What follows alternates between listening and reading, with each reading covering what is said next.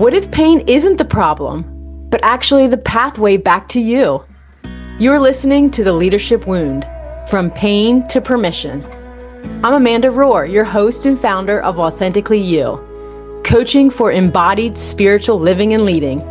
This is where we get honest about the real cost of leadership, the burnout, the pretending, the rejection, and the return to your authentic self.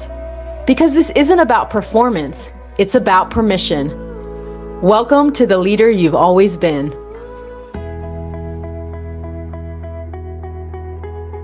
So instead of pretending, let's just name what our brains are attempting to tell us. And that is, we see feedback as a threat, even when it's meant to help. Because somewhere along the way, we learned that feedback equals failure. And failure means I'm inadequate, incapable, unqualified. We tell ourselves the story that failure means we're not enough, not ready, or just not cut out for this. But what if none of that was true? What if we could learn to see failure not as personal, but as informational? Welcome back to The Leadership Wound, the podcast where we name what's been hidden, tend what's been hurting, and reclaim the courage to lead from our truest, most authentic self. I'm your host, Amanda Rohr, and I'm so glad you're here. We're in the middle of a 3-part series called The Hardest Person You'll Ever Lead Is You. In part 1, we talked about self-awareness, how it's the internal compass for authentic leadership. We explored the signs of low self-awareness, the costs of leading without it, and some simple yet powerful ways to grow in that area. Today in part 2, we're going deeper into one of the areas that leaders usually stay clear of, and that is facing feedback and embracing vulnerability. Because the truth is, you can't lead others well if you're unwilling to be seen yourself. And often the mirror we need most doesn't come from within. It comes from the feedback of someone we trust. So let's jump into the episode. I want to take you back to a conversation I'll never forget. I was sitting across from a trusted friend, someone who had walked with me through several seasons of leadership and had seen a real shift in how I was beginning to lead myself with more intention and clarity. They paused and looked at me with kindness and honesty and said, "Amanda, you're doing so much better. I can see the growth, but there's still one pattern I think that is costing you." Then came the line that hit me right in the gut. "But you still keep marrying potential." At first, I didn't understand what they meant. This wasn't about a personal relationship.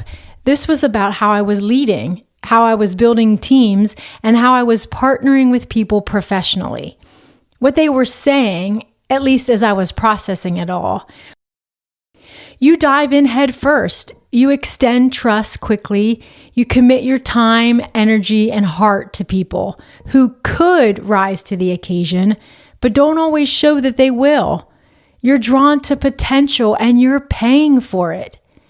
As they kept talking, I began to see how this pattern was silently sabotaging me.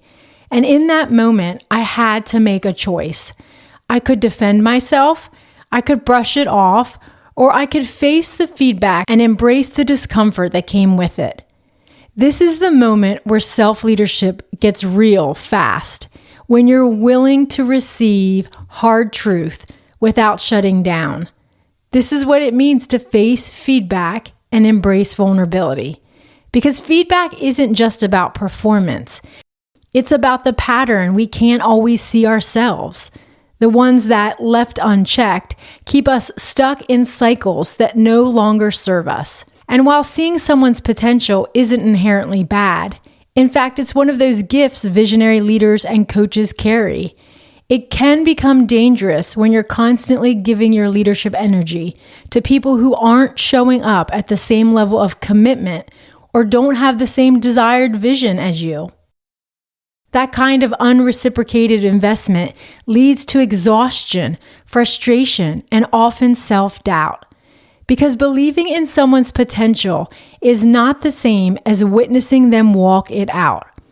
This feedback was hard for me to hear at first, and it left me feeling vulnerable. But that's what I needed. and it was all true. Receiving that feedback didn't make me weak. It meant I was seen and that someone cared enough about me to share it. That feedback helped me to see something I wasn't able to see on my own. It helped me make a decision that would change the trajectory of my life, which is a whole story for another episode. But if feedback like that can help us make more aligned decisions, why do we avoid seeking it out? I can't answer that question for you, but I can share my own experience and that of those I have coached. One of the main themes I see often come up for people is that they take feedback very personally. When we experience someone sharing with us an area where we perceive, quote unquote, not to be measuring up, our brains perceive it as a threat, even when it's meant to help. It's how our primitive brains are wired. Survival of the fittest. We feel that we've fallen short in providing what was necessary to live well and therefore somehow failed. We automatically compare ourselves either to others or to an unrealistic image of ourselves and what we should be doing. These are the stories we tell ourselves, the meaning that we ascribe to feedback. And especially for high-capacity leaders, feedback often bumps up against unhealed wounds because the stakes are even higher the more responsibility we carry. And so it's a very natural response that instead of receiving that feedback, we armor up. We perform, deflect, justify, or simply disengage or disappear. So instead of pretending, let's just name what our brains are attempting to tell us. And that is, we see feedback as a threat, even when it's meant to help. Because somewhere along the way, we learned that feedback equals failure. And failure means I'm inadequate, incapable, unqualified. We tell ourselves the story that failure means we're not enough, not ready, or just not cut out for this. But what if? What if none of that was true? What if we could learn to see failure not as personal, but as informational? Not as a verdict on who we are, but as a snapshot of where we are right now on the journey. Let me offer you an image of a child learning to ride a bike. What do? They wobble, they fall, they skin their knees, but no one says, wow, you're terrible at this. You clearly aren't made to be able to ride a bike. No, we cheer them on. We say, you're learning, you're growing. You can do this, get back up again. What if you could see yourself that way and encourage yourself with the same encouragement you give to others? What if feedback wasn't a personal indictment, but just real-time data about the needs that need to be attended to?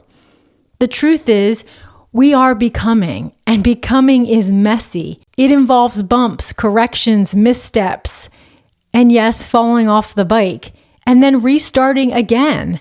I've got to be honest with you, that shift from failure as personal shame to failure as informational feedback is what finally set me free. For so long, I was making failure mean something about my personal identity and what I was capable of.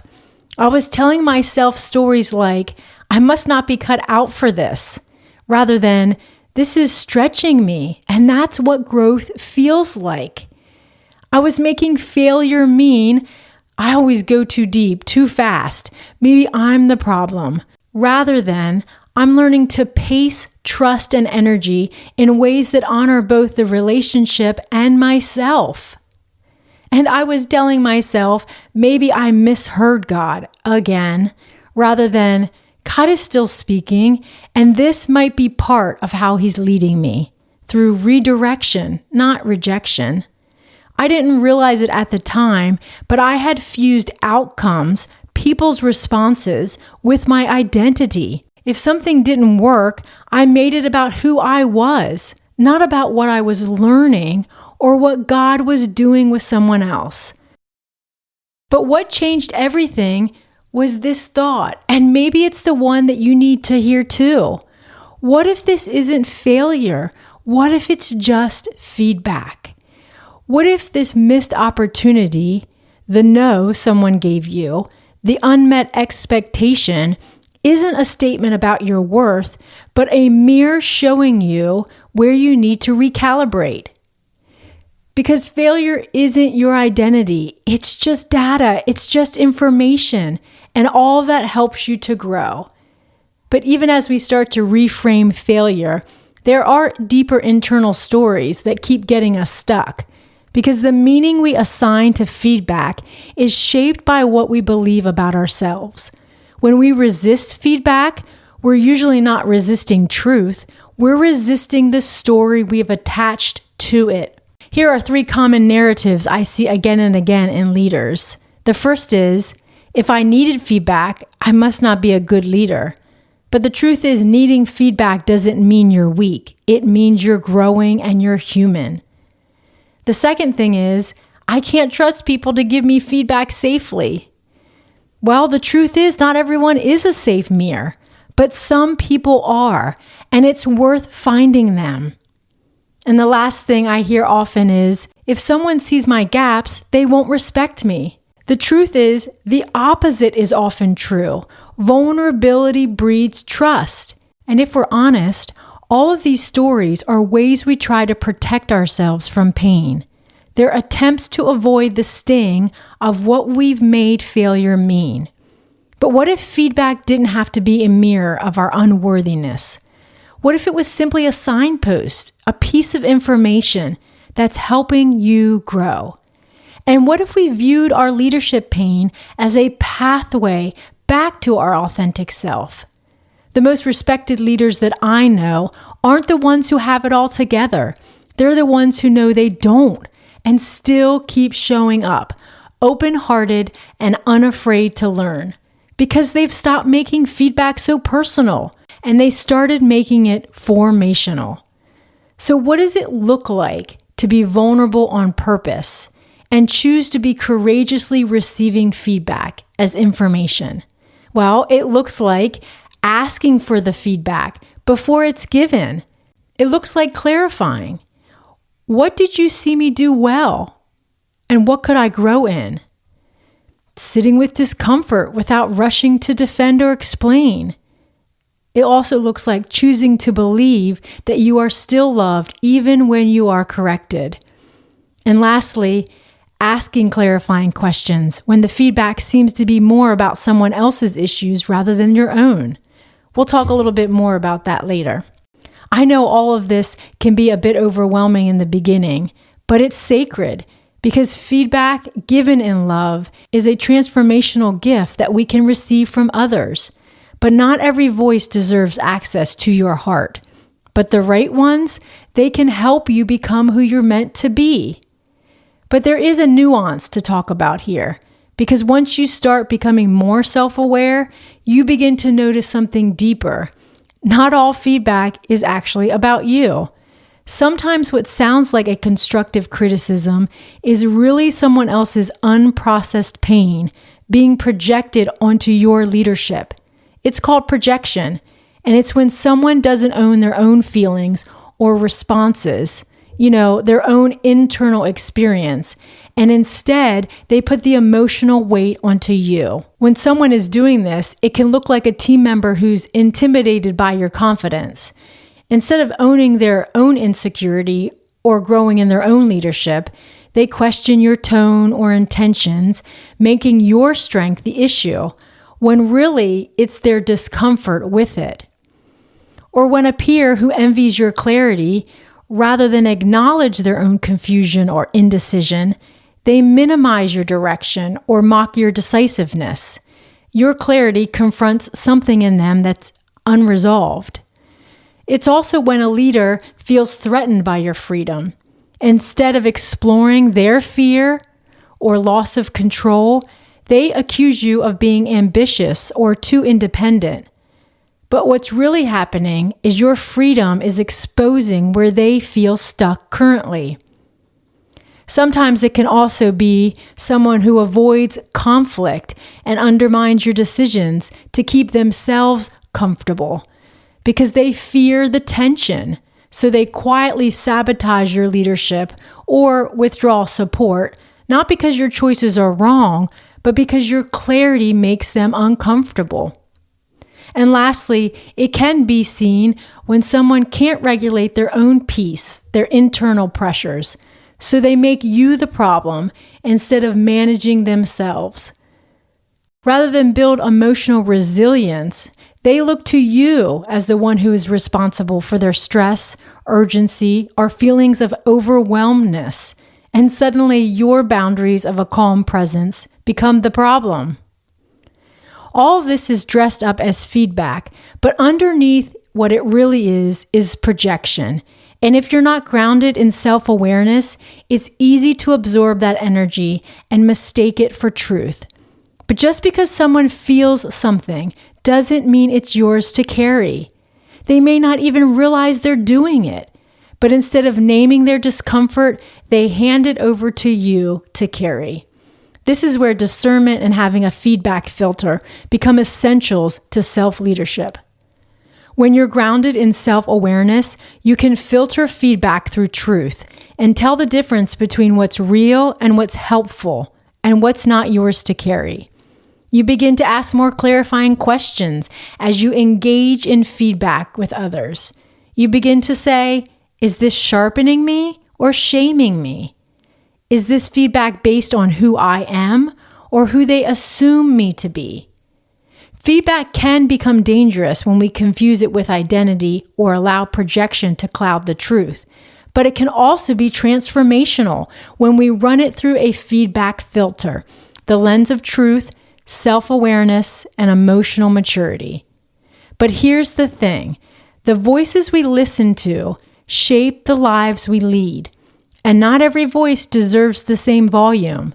Some voices carry clarity and kindness, and others carry comparison, insecurity, and yes, unresolved wounds. When you're grounded in who you are, you can discern the difference. You can hold steady when someone projects, and you can reflect back to them what they are saying for clarification instead of reacting to them. And most importantly, you can lead without needing to defend your identity because that's already settled. A self-aware leader doesn't just know what to receive and what to release. They know how to remain steady when someone else's storm comes knocking. This is what it means to lead yourself well. It doesn't mean you never get triggered because you're human and you will. But it does mean you know when the trigger isn't yours. It means you stop making feedback a mirror of unworthiness and start receiving it as information for transformation. We've covered a lot today, and I want to give you space to let it all land. We talked about how feedback often feels personal because of the meaning that we attach to it. We also talked about how we confuse failure with identity and how that confusion can lead to shame or self-sabotage. But we also named a new way forward, and that is feedback can be informational. Failure can offer us information, not about our personal identity, but about where we are in the process. And that when we're grounded in self-awareness, we can filter feedback, spot projection, and lead with clarity rather than reaction.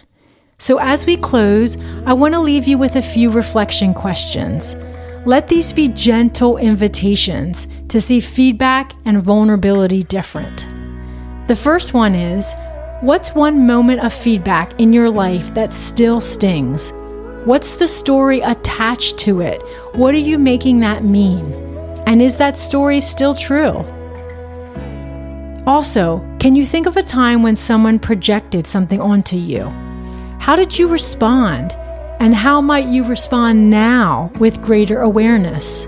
What voice have you been listening to lately? Is it rooted in truth or in someone else's insecurity? Lastly, what would it look like to treat your own leadership development the way you would treat a child first learning to ride a bike, with grace, encouragement, and patience? If you've spent years carrying feedback like a wound, if vulnerability has felt like exposure instead of strength, it's time for a new story. Feedback and vulnerability don't have to be enemies anymore. They can be information. They can be growth. They can be sacred ground. You don't have to keep questioning who you are or whether you're called, because you are. We are all leaders called to influence others. And the desire in you to grow, to lead, to live from your truest self, that desire is holy. If you want to start your day grounded in that type of truth, download my free morning meditation at authenticallyu.org. And if you're ready to finally stop fearing feedback and start using it as fuel, let's do that work together. Book a call on my website and let's start a conversation. If this episode resonated with you, share it with a friend, leave a review, and don't forget to subscribe so you don't miss part 3 of this series, where we're going to explore how internal pressure and perfectionism sabotage our ability to lead with clarity. Until next time, lead like you.